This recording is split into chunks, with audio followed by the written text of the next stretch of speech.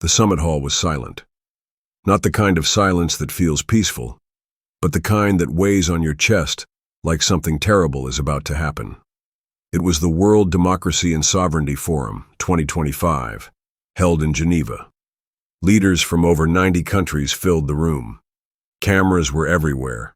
Social media was already buzzing. At the center of it all stood Donald J. Trump, returned to the global stage and hungry to reclaim dominance.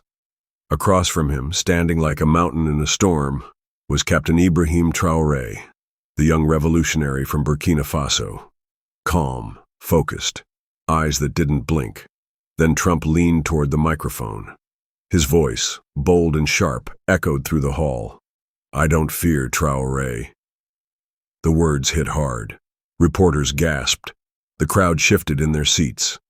But then something unexpected happened.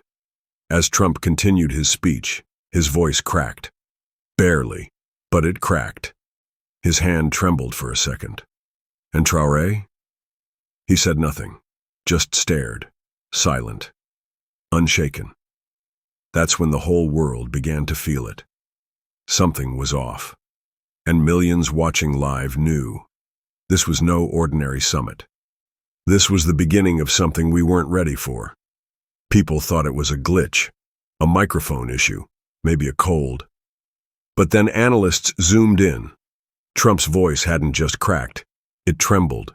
And as he tried to recover, he looked away. Just for a second. But Traoré never blinked, never moved. His stare was calm, but it cut deeper than words. A former UN interpreter whispered to a colleague in French, "C'est le regard d'un homme qui a buried friends with his own hands." It was the kind of stare only men who've tasted war, betrayal, and loss could hold. Suddenly, the video went viral. Split screens of Trump trembling, and Traoré's silent gaze flooded TikTok, YouTube, and Twitter. In Burkina Faso, streets were filled with cheers. Kids pointed to the screen and shouted, "C'est notre héros!" That's our hero. But in Washington, something else was happening. Former CIA operatives were quietly reviewing the footage. Not for PR, for threat assessment. Because when power trembles, empires rethink everything. And the world. It wasn't laughing. It wasn't mocking. It was watching, waiting. Because nobody had ever made Trump shake, until that day. Backstage after the summit, Traoré sat quietly in a plain chair. No security team swarmed him. No aides whispered in his ear. Just him staring at the floor, hands folded. A journalist from Al Jazeera asked gently, "Captain, why didn't you speak back?" Traoré smiled, barely. Then whispered, "Because lions don't roar at mice." That line never made it to the broadcast, but someone recorded it. And when that clip leaked online, the internet exploded. People cried. People reposted. Even American teenagers with no idea where Burkina Faso was began Googling him. Meanwhile, Trump was rushed to a secure lounge. Aides tried to control the narrative. "Fatigue," they said. "He's just tired." But a hot mic caught him snapping. "Why the hell didn't anyone tell me he'd be like that?" Like what? Nobody knew. But what scared people most wasn't Traoré's strength. It was his calm. Because in a world where leaders yell, threaten, and posture, here was a man who did none of that. And somehow, it made him 10 times more powerful. What was his story? What had he seen? And why? Did Donald Trump really tremble? The answers were coming. Before Traoré ever wore a uniform, he was a boy in Bondoukoui, Burkina Faso. He grew up hearing gunfire instead of lullabies. When his uncle was dragged away by mercenaries funded by foreign companies, the world didn't flinch. But he remembered. His mother, Awa, once told him, "You will not live to be feared. You will live to be respected." That line stayed with him, through the coups, through the betrayal, through the long nights under the stars, bleeding, fighting, and hiding from drones. When Traoré finally led his country out of a puppet government, many thought it was luck. But those who fought beside him knew better. He had seen too many of his friends die with no justice. He had stood over the bodies of children killed by the greed of outsiders, and he had sworn, never again. So when he stood in front of Trump at the summit, it wasn't just politics, it was the weight of everything he had lived through. That stare? It wasn't anger. It wasn't ego. It was the stare of someone who buried his innocence too young. And the world finally began to understand.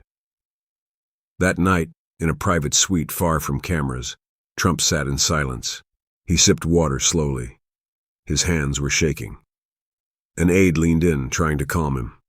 "Sir, he's just another African leader." But Trump didn't answer right away. He looked at the screen, replaying the moment again. Over and over. Traoré's stare, his stillness, the calm fury in his silence. Then Trump said something he hadn't said in years. He reminded me of something I saw in Iraq. I don't know what it was, but it felt like I was standing in front of death, and it wasn't mine. Everyone in the room froze. One aide tried to laugh it off. "Come on, he's just posturing." But Trump waved him off. "No, he doesn't need to posture. That's the scary part." At that moment, America's most famous voice, the one millions had followed blindly, had cracked. Because for the first time in years, the former president of the United States had felt small. Not because of bombs, not because of weapons, but because of a man from Burkina Faso who said nothing, and yet said everything. In Ouagadougou, the capital of Burkina Faso, old radios buzzed in every shop. Street vendors played the summit footage on loop from small speakers. Even children sat by dusty TVs, watching their president face down the world's most famous man. In a small village nearby, a grandmother wiped tears from her eyes. She had lived through 5 coups, 3 famines, and the deaths of her own children. But that day she smiled and said to no one in particular, "God sent us a lion who speaks with silence." In Washington, anchors debated if Trump was tired or caught off guard. But in Africa, people knew. Traoré had changed something. He didn't ask for applause. He didn't demand loyalty. He stood tall so the people who buried their families in silence could finally breathe again. That night, a video surfaced. It showed Traoré walking through an abandoned school that was bombed during the last rebellion. He picked up a dusty child's notebook. He whispered, "They want our gold, but they don't want our pain." That video hit 200 million views in 72 hours, because the world was finally ready to listen. 2 days after the summit, Trump's team released no new footage, no interviews, no social media posts, but someone inside the team leaked a document, a handwritten letter. It wasn't signed, it wasn't finished, but it was real. The letter began, "To the people of Africa, I never feared Traoré because of his weapons. I feared him because he didn't blink, because he wasn't playing the game. He doesn't act like a man with power. He acts like a man with pain. And that is terrifying." The paper stopped mid-sentence. The pen line trailed off, like someone was interrupted. The world went wild. Was Trump trying to apologize, or warn the world? No one knew. But one thing was clear. Traoré had changed him. In Burkina Faso, the letter was printed in newspapers.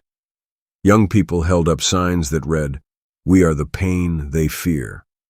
And for the first time in global politics, a young African soldier who had once eaten from the ground was now in the heads of world powers. Not with bombs, not with lies, but with presence. 3 days after the summit, the African Union held an emergency session, not to condemn Traoré, but to ask him to speak.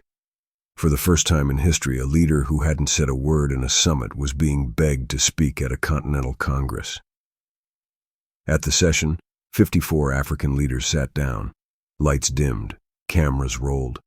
Traoré walked in wearing a simple military jacket and dusty boots. No entourage, no gold rings, no polished shoes. When he stepped to the mic, the room fell completely silent. He looked up and then said, "They tried to bury us in silence. Now we are the silence they fear." Gasps filled the room, and in that moment, Africa roared. Not with anger, but with pride. Traoré didn't speak long, just 68 seconds, but that speech was translated into 43 languages. It was the most viewed African political video in internet history. Meanwhile, in the US, media outlets began quietly shifting tone. Pundits who once mocked African leadership now whispered, "He might be the most composed leader on earth right now." But what the world didn't know, Traoré had just received a warning, a real one, and everything was about to change. That same night, an unmarked car pulled up to the Burkinabe embassy in Switzerland. A man in a dark suit stepped out and left a sealed envelope. No words, no signature, just the seal of a Western intelligence agency. Inside the envelope was a single photograph. It showed Traoré's younger sister, Mariama, taken outside her school, unharmed, but clearly being watched. Attached was a message. "Speak again, and she disappears. You've been warned." Traoré's aide found the envelope first. He didn't bring it to the captain right away. He paced the room, holding back tears, because they all knew. This wasn't politics anymore. This was a war of shadows. But when Traoré finally saw the photo, he didn't shout. He didn't panic. He simply said, "They think this will break me, but they've never buried a brother." He placed the photo down and looked out the window at the African flag waving above. "Tell the people, I will still speak." And that night, across Burkina Faso, people lit candles in the street, not in fear, but in faith, because they knew something the world didn't. You cannot silence a man who's already lost everything. Mariama Traoré was only 16. Bright, stubborn, and outspoken, she loved mangoes and poetry, and dreamed of becoming a doctor. When security forces arrived at her school the morning after the threat, she asked, "Why are you here?" The officer replied, "Your life is in danger. Orders are to take you to a safe house." She looked at him, then at the students around her, and said, "If I hide, they win. If I run, he suffers." And she refused. Word spread fast. Within hours, students across Burkina Faso marched holding signs that read, "If Mariama won't hide, we won't either." From the mines in Houndé to the farms in Bobo Dioulasso, people stood taller. They were no longer afraid. And Traoré? He watched his sister speak on national TV that evening. She didn't cry, she didn't tremble. "If they want me, let them come. But tell them, they'll meet a Traoré." It was more than courage. It was legacy. And that night, for the first time in his life, Ibrahim Traoré broke down, not in front of cameras, not in war, but alone, in silence. Because love is the softest kind of power. Traoré was sitting under the moonlight when his old satellite phone rang. Only 2 people in the world had that number. One of them was dead. The voice on the other end was deep, familiar. "They're coming for you," it said. "But this time, they're not sending cameras, they're sending ghosts." It was Colonel Yakuba, his former commander, the man who had once saved his life in a desert ambush. The man who disappeared 3 years ago after being betrayed by foreign contractors. I heard what happened, the silence, the summit. They don't want an African hero, Ibrahim. They want a lesson. Traoré closed his eyes. "Then let them try," he whispered. "I have something for you," the colonel said. "I'm sending proof. Names, documents. The world will know who's pulling the strings." The call cut off. An hour later, Traoré received an encrypted file, 23 names, connected to oil deals, gold contracts, and shadow killings in Africa. names that could change everything. He knew what releasing them would mean. It wouldn't just expose corruption. It would start a storm. And in that moment, he whispered to himself, "If I die for truth, then let them bury me in truth." At 11:02 a.m. GMT, Traoré's official account posted a video. No intro, no anthem, no edits, just his face. Tired, calm, resolved. He spoke directly to the world. "This is not about me and Trump. This is about how they've used us for decades. We dig the gold, they wear it. We grow the cocoa, they eat the chocolate. We give them everything, and they give us weapons." He paused. "But no more. I am not asking for pity. I am asking for your eyes. Look at what they've done." Then came the files. Proof of secret military bases, hidden trade deals, African leaders paid to betray their own. The internet exploded. Twitter crashed. YouTube servers lagged. Within 2 hours, the video had 400 million views. But while many celebrated, powerful people panicked. News channels tried to discredit him. Old footage of Traoré from war zones was aired to label him a dangerous radical. But the people weren't fooled anymore. They'd seen the truth. And for once, truth had a name. Ibrahim Traoré. At 3:14 a.m., a black SUV without plates stopped outside Traoré's temporary residence in Geneva. The men who stepped out didn't carry guns. They carried laptops, briefcases, Swiss credentials. But they weren't diplomats. They were fixers, sent to offer Traoré a deal he couldn't refuse. Inside, Traoré sat at a wooden table, alone, calm. "We can restore your image, double your country's aid, end all threats. All we ask, stop talking." One of them slid a pen across the table.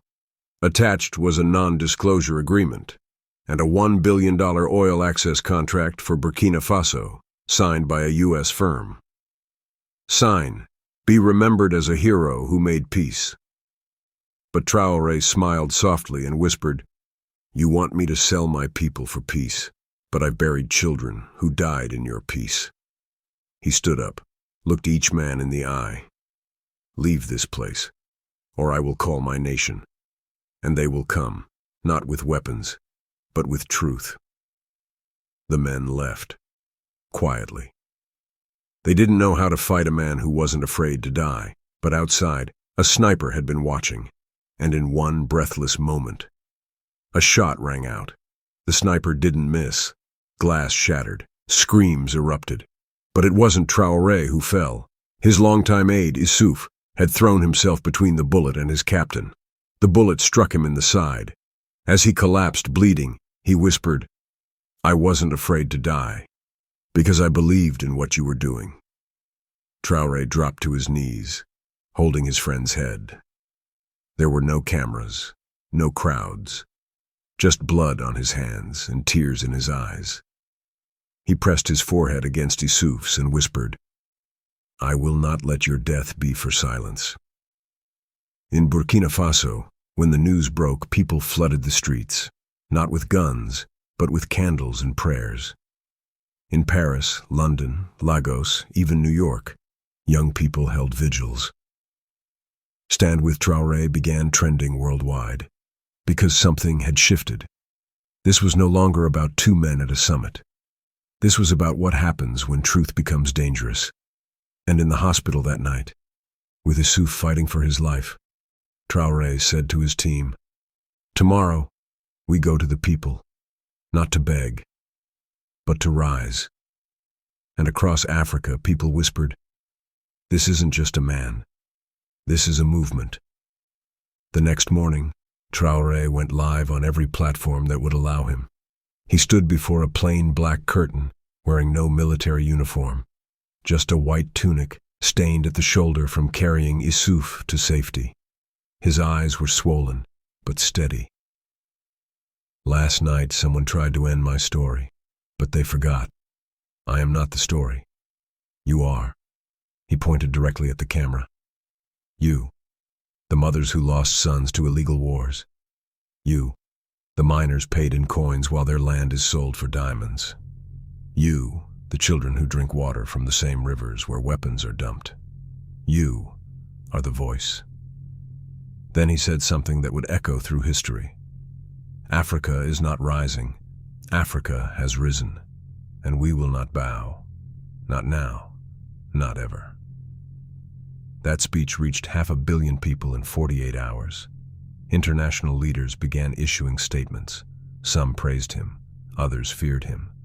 But for the people, only one truth mattered. He didn't kneel. He stood. And in a world full of empty words, he bled for his people. In a tiny village near Gaoua, a young boy named Suleimane stood barefoot in the market. On his head he wore a crown made of old cardboard. The word Traoré scribbled across it with charcoal. A passing journalist asked, "Why do you wear that?" The boy smiled wide, missing 2 front teeth. "Because one day I will protect people too, like him." The video went viral in minutes, and when Traoré saw it, his voice broke. He had stood before presidents, generals, oil kings. But this little boy with dirt on his face and hope in his heart broke him open.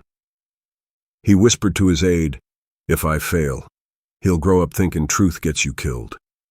So Traoré made a decision. He would return home. Despite the threats, despite the risks. He would walk into Burkina Faso not as a politician, but as a father to every child still hoping. And his last words before boarding the plane: "Let them come for me. I will die with my people before I ever live above them." When Traoré's plane landed in Ouagadougou, nobody expected what they saw. He didn't arrive in a convoy. He walked alone through the airport gates. Thousands had gathered, but they didn't scream. They didn't chant. They wept. Men fell to their knees. Women placed their hands on their hearts. Children held up handmade signs. You didn't run. You came home. You are us. Traoré embraced old women who kissed his forehead. He wiped away the tears of boys who said, "I want to be strong like you." Later that night, he visited Issouf in the hospital, still alive, still fighting.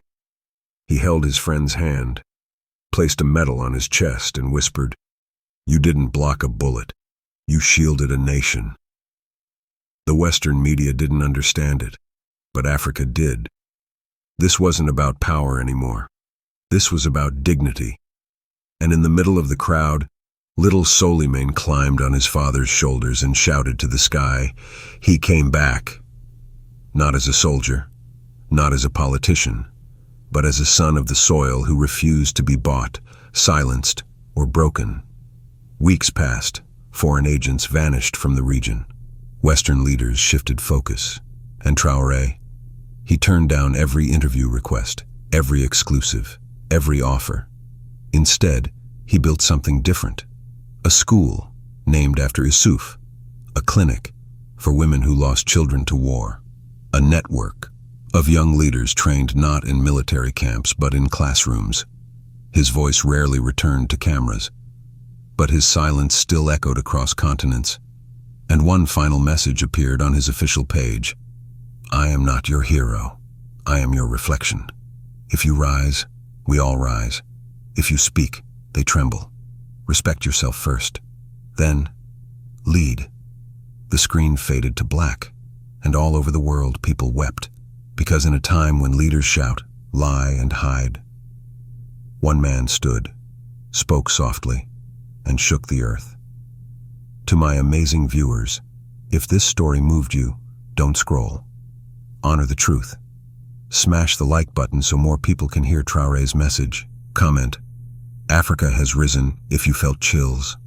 And most importantly, subscribe now, because this is just the beginning. We tell stories the world tries to bury.